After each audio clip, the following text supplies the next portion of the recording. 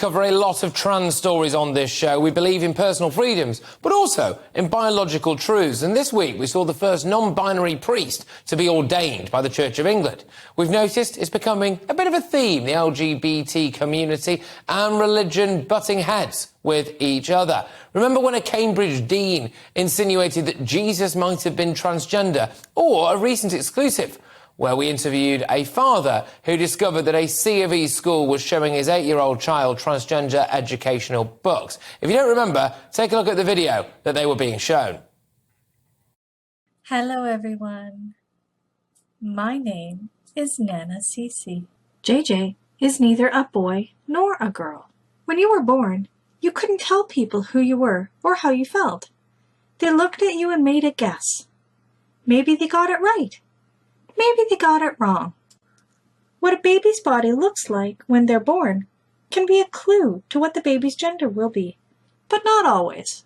I know you think I'm a boy, but really, I feel like a girl. Oops! Ruthie was a girl all along. They just didn't know it at first.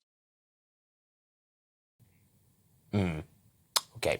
The question is, does LGBTQ ideology and religious values align? Someone who aims to bridge the gap between the LGBT community and religion is my next guest, transgender Catholic school teacher George White. George, thank you very much. First things first, is it all right if you just tell our viewers and our listeners a little bit about your story? Sure. Hi, my name is George. I am a transgender man, so I was born female. I now identify as male. I take testosterone. I've had chest surgery. I'm legally recognised as female still, but my name has been changed to Mr. George White.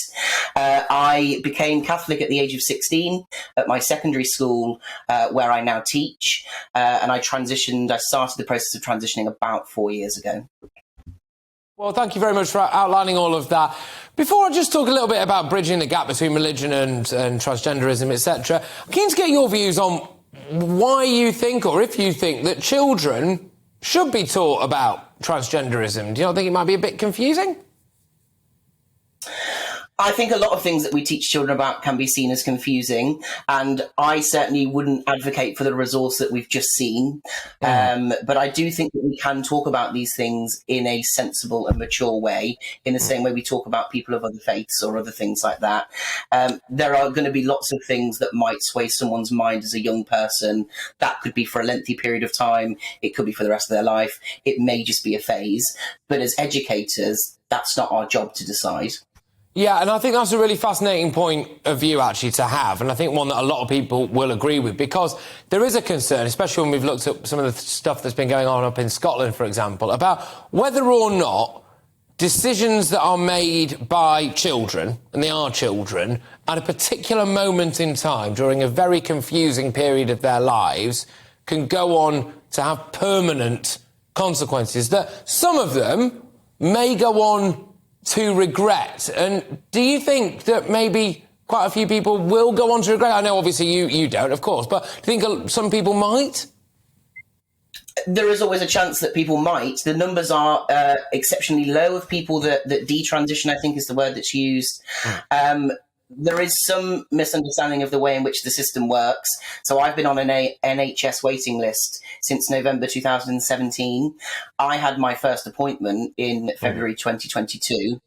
That would have meant that I wouldn't have had access to surgery or hormones had I not had the funds to do that.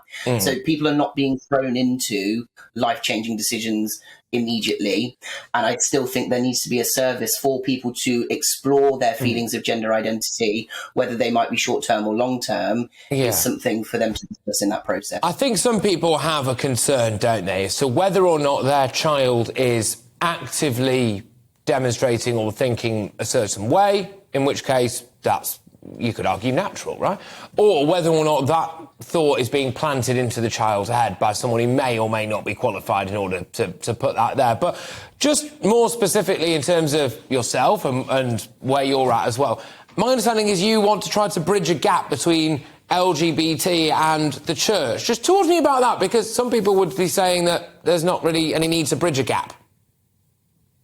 Okay, sure. I think things are changing, and I think that the gap is getting smaller. But I work in a school where I work with people that might be religious, that might be LGBT, but often feel that those things perhaps can't go together.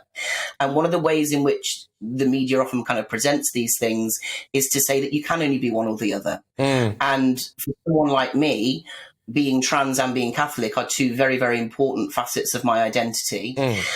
What we have seen is a change in the Catholic Church within the papacy of Pope Francis, really, that there's an acknowledgement of LGBT people and what they are going through. Church teaching hasn't changed, and that's not the intention of what I'm trying to do either. But what I do feel is that we must listen to the other. If we're going to love our neighbour... I'm just sorry to interrupt. It's just we are a bit pressed for time, and I want to ask you one more question, if that's all right, because I understand you obviously transitioned from being female into male, and there's a lot of hoo-ha at the moment about people going the other way around, and potentially that being either more intrusive to things like elite-level women's sport, right, or just maybe public safety and changing rooms, etc. Can I ask how you feel about that? And I know we're a bit pressed for time, it's a massive question, but how do you feel about that? Do you think that people transitioning from manhood into womanhood frankly might pose a bit more of a threat?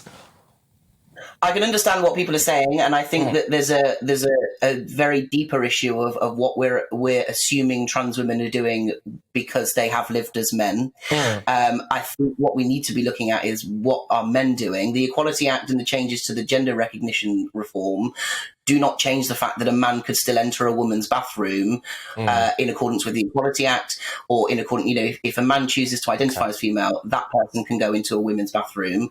That is a problem with men, not with trans women. Most of the time we can see that.